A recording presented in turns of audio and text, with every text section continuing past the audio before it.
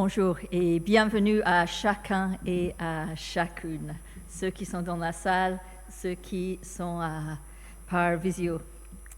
Ce matin, vous le savez, ceux qui sont dans la salle ont bien pu remarquer, nous sommes le week-end du patrimoine. Ce week-end où c'est génial, hein? L'État français, la mairie, tout le monde nous encourage à ouvrir grand nos portes et inviter et accueillir les gens qui viennent nous rendre visite.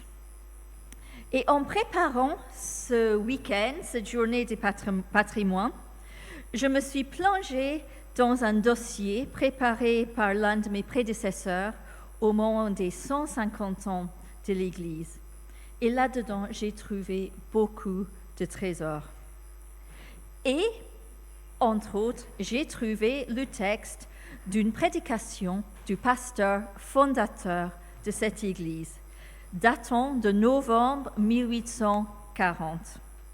Et en le lisant, j'ai eu envie de la partager ce matin.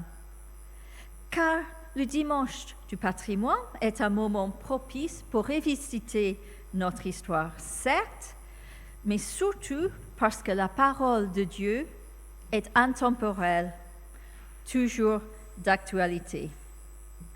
Je vais le lire tel quel, mais juste avant, quelques mots pour bien situer les choses. M. Jenkins est apparemment en train d'étudier la première lettre de l'apôtre Paul à l'église de Corinthe, parce que son texte est tiré d'Un Corinthiens 4. Dans cette lettre, nous apprenons que tout ne se passe pas bien à Corinthe. Au lieu de s'unir autour du message de l'Évangile, il y a des divisions, des factions. Il y en a qui disent « Ah oui, mais moi, c'est Paul qui m'a converti et Paul, c'est le meilleur. Moi, je suis du groupe de Paul. » Et d'autres qui disent « Oui, mais bon, c'est peut-être bien Paul, mais Apollos. Rien ne vaut la prédication d'Apollos. Et moi, je suis de l'équipe d'Apollos. » Et ainsi de suite. Et l'apôtre leur écrit cette lettre pour les interpeller et pour leur rappeler que Paul sait rien, qu'Apollos sait rien. C'est le message de l'Évangile qui annonce Jésus-Christ qui est important.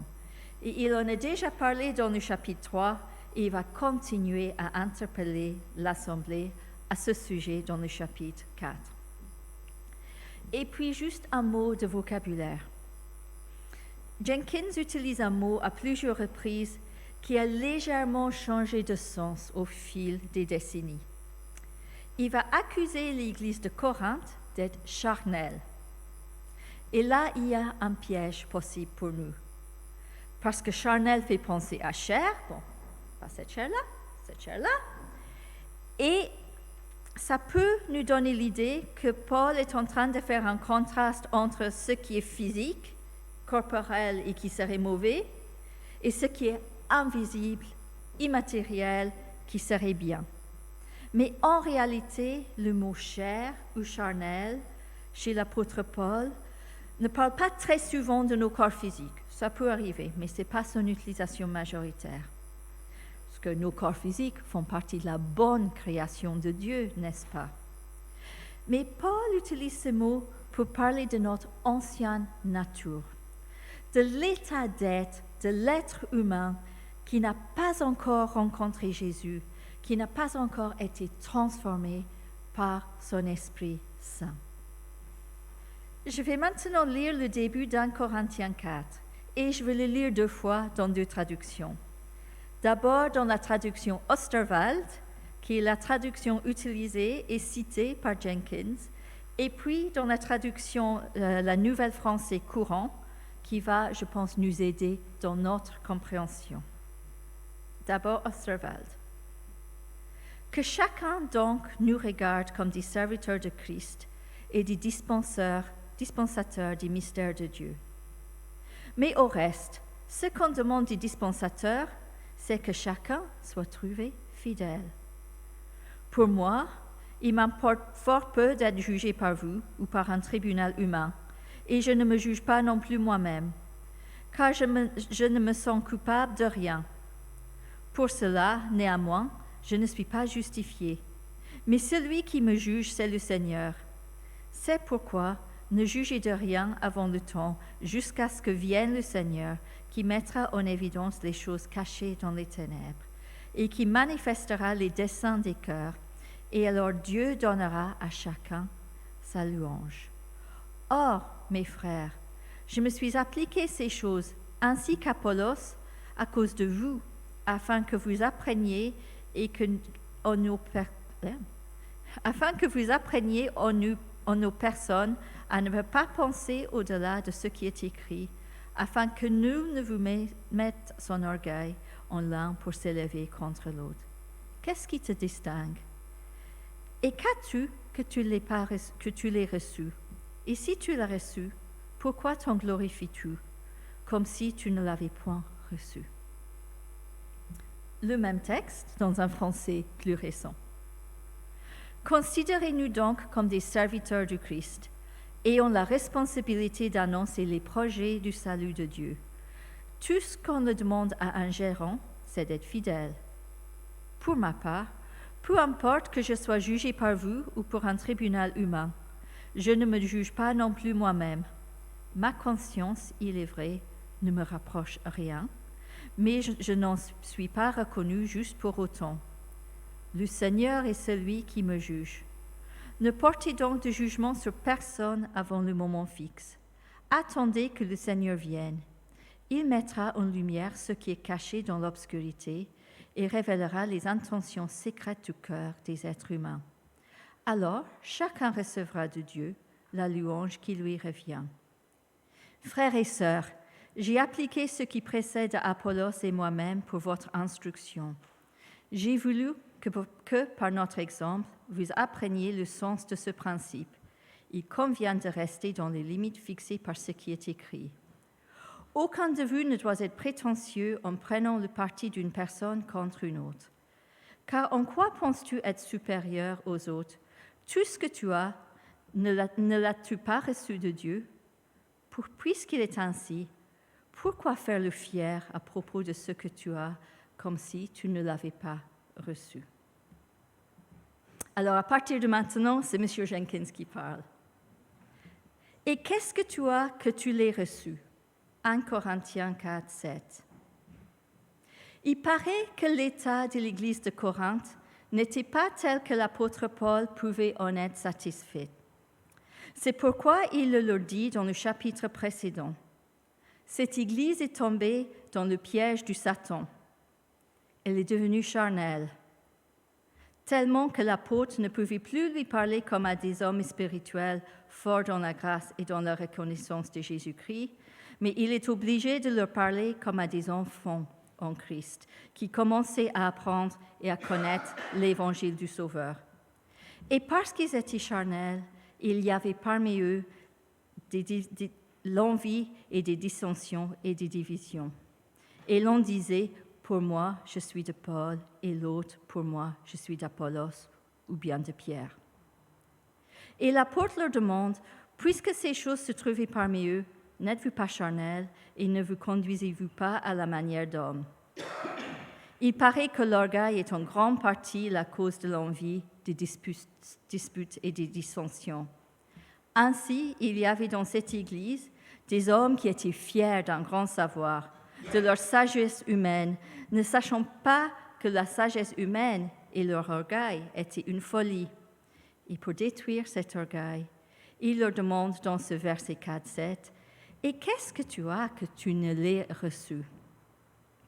Afin d'être édifiés nous-mêmes par cette parole inspirée de Dieu, je me propose de faire quelques remarques sur cette question. Et pour expliquer cette parole, nous aurons à considérer la question que l'apôtre nous adresse, la réponse que nous avons à faire, les conclusions qui s'élèvent de notre réponse. La question que l'apôtre nous adresse. Cette question est adressée aux Corinthiens, mais maintenant elle s'adresse à tout le monde, à ceux qui lisent ces paroles, à ceux qui les entendent par conséquent. Elle est adressée à nous par le Saint-Esprit. La question appelle d'abord notre attention sur ce que nous avons, car la question est basée sur la supposition que nous avons quelque chose. Jetons donc un coup d'œil sur l'homme comme être humain, comme pécheur et comme chrétien. Comme être humain, il a l'existence. Il a un corps et une âme, la vie, la raison et les autres facultés de l'âme, la connaissance, la nourriture, le vêtement, une position dans le monde, des biens, de l'autorité et de l'influence. Comme pécheur, il a la parole de Dieu, la loi, l'évangile, la prédication de la bonne nouvelle et l'offre du salut par Jésus-Christ. Comme chrétien, il a la vie de la grâce, la paix, la foi, l'amour et l'espérance, une place dans la maison de Dieu et l'esprit de prière, des dons et des talents et une demeure éternelle au ciel. Voilà les choses qu'on possède dans l'Église de Dieu.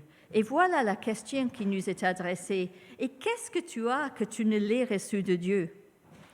L'apôtre ne demande pas si nous avons reçu des choses, mais il demande seulement s'il y a quelque chose, une seule chose, la moindre chose que nous pouvons dire que nous l'avons de nous-mêmes sans l'avoir reçu de Dieu. La réponse que nous avons à faire. La question n'est pas longue, elle est simple et facile à comprendre. La réponse l'est aussi. Voilà la réponse. L'homme n'a rien de ces choses de lui-même et ne peut les recevoir d'aucune créature, il les reçoit toutes de Dieu. Nous disons que l'homme n'a rien de ces choses de lui-même. La raison nous le dit, l'expérience nous le prouve. La parole de Dieu nous le déclare, Job 1:20. Je suis sorti nu du ventre de ma mère, et nu je retournerai là. L'Éternel l'avait donné, l'Éternel l'a ôté. Le nom de l'Éternel soit béni. L'homme a une chose, ou plutôt deux de propre, le péché et la condamnation. L'homme ne peut rien avoir sans Dieu, directement ou indirectement, car c'est lui qui a créé toutes choses, qui conserve toutes choses, qui dispense toutes choses, qui nous accorde toutes choses. Et les paroles de Jean-Baptiste prouvent ici, l'homme ne peut recevoir aucune chose si elle ne lui est donnée du ciel. Que l'homme reçoit toutes ces choses de Dieu. Il ne peut en être autrement. La parole de Dieu nous le déclare. Voilà la déclaration générale de Jacques. Tout le bien qui nous est donné et le don parfait viennent d'en nous, descendant du Père des Lumières, et qu'il n'y a point de variation ni d'ombre de changement. Quoi qu'on aurait pu montrer par les Écritures saintes que c'est Dieu qui nous a créés, qui nous a donné la vie et que nous obtenions toutes les grâces de la vie éternelle de la main de Dieu, il ne me paraît pas que cela soit nécessaire, puisqu'il n'y a personne ici qui soit convaincu que nous recevions toutes les choses, qui ne soit pas convaincu que nous recevions toutes les choses de Dieu et que c'est par lui que nous avons la vie, le mouvement et l'être. Acte 17. Les conclusions qui s'élèvent de notre réponse. Avec la conviction profonde que nous avons toutes choses de Dieu, consacrons un moment pour considérer les conclusions bien importantes auxquelles cette vérité donne lieu. Première, l'existence, la puissance, la sagesse, la bonté et la gloire de Dieu, car les choses invisibles de Dieu, à savoir tant sa puissance éternelle que sa divinité, se voient comme l'œil par la création du monde, étant considérées dans ses ouvrages. Deuxième, que nous appartenons à Dieu et tout ce que nous avons. La terre appartient à l'Éternel avec tout ce qui est en elle, la terre habitable et tout ce qui s'habite. Psaume 24. Troisième, que nous sommes dépendants de Dieu. L'apôtre dit aussi, car par lui nous avons la vie, le mouvement et l'être. Quatrième, que Dieu a toute autorité sur nous et que nous devons nous soumettre à lui en toutes choses. Ton règne est un règne sur tous les siècles et ta domination sur tous les âges. Psaume 145. Et notre Sauveur a dit, il est écrit, tu adoreras le Seigneur ton Dieu et le serviras lui seul. Matthieu 4. Cinquième, que l'homme n'est qu'économe sur tout ce qu'il a, que chacun, selon le don qu'il a reçu, l'emploie pour le service des autres comme bon dispensateur de la différente grâce de Dieu.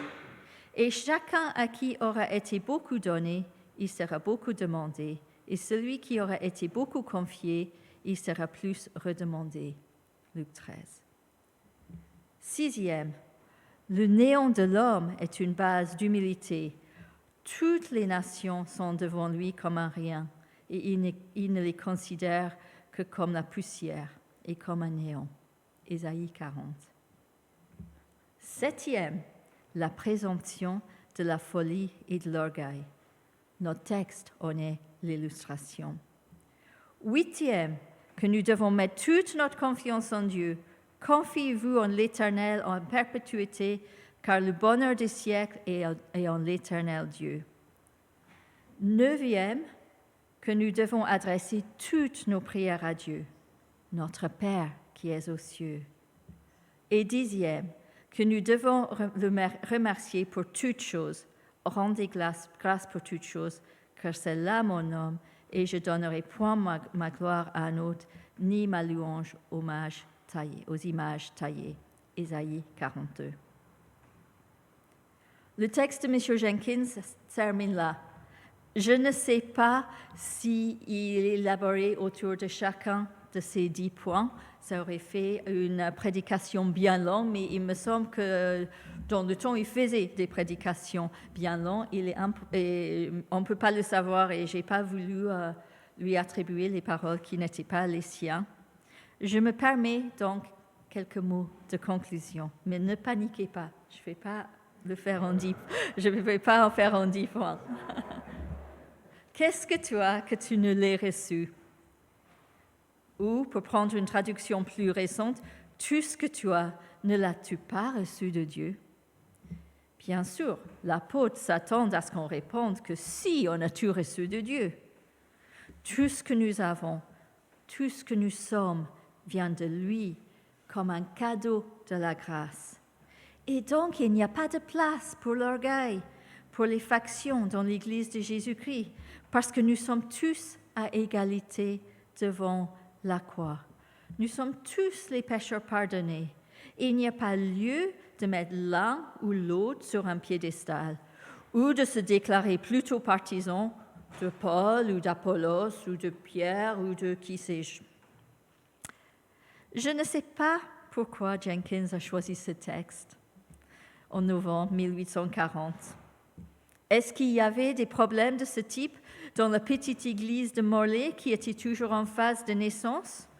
Ou est-ce que c'était plutôt une mise en garde pour l'avenir, un rappel qu'il ne faut pas permettre à de telles attitudes, à de telles pensées de s'installer dans l'Église? Quoi qu'il en soit, la nature humaine étant ce qu'elle est, cet avertissement est d'une actualité constante et éternelle. Tout ce que nous avons, tout ce que nous sommes, nous vient du Seigneur. À nous de nous tourner vers lui dans la reconnaissance.